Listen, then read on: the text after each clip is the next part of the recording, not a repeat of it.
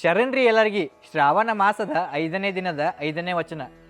ಕಲ್ಲ ನಾಗರ ಕಂಡರೆ ಹಾಲೆರೆ ಎಂಬರು, ಕಲ್ಲ ನಾಗರ ಕಂಡರೆ ಹಾಲೆರೆ ಎಂಬರು, ದಿಟ್ಟದ ನಾಗರ ಕಂಡರೆ ಕೊಲ್ಲೆಂಬರಯ್ಯ, ಉಂಬ ಜಂಗಮ ಬಂದರೆ ನಡೆ ಎಂಬರು, ಉಣ್ಣದ ಲಿಂಗಕ್ಕೆ ಬೋನವ ಹಿಡಿ ಎಂಬರು.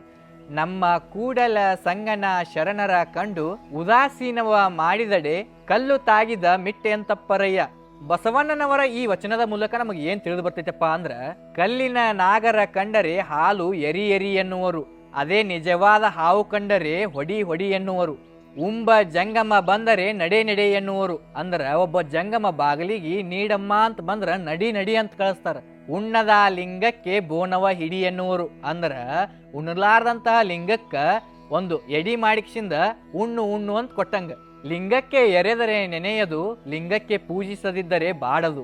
ಹುರುಳಿಲ್ಲ ಹುರುಳಿಲ್ಲ ಲಿಂಗಾರ್ಚನೆ, ಜಂಗಮಕ್ಕೆ ಎರೆಯಿರಿ, ಅಂದ್ರ ಹಸಿದವರಿಗೆ ಅನ್ನ ಹಾಕಿ. ನಮ್ಮ ಕೂಡಲ ಸಂಗನ ಶರಣರ ಕಂಡು ಉದಾಸೀನ ಮಾಡಿದಡೆ ಕಲ್ಲು ತಾಗಿದ ಮಿಟ್ಟೆಂತಪ್ಪರಯ್ಯ.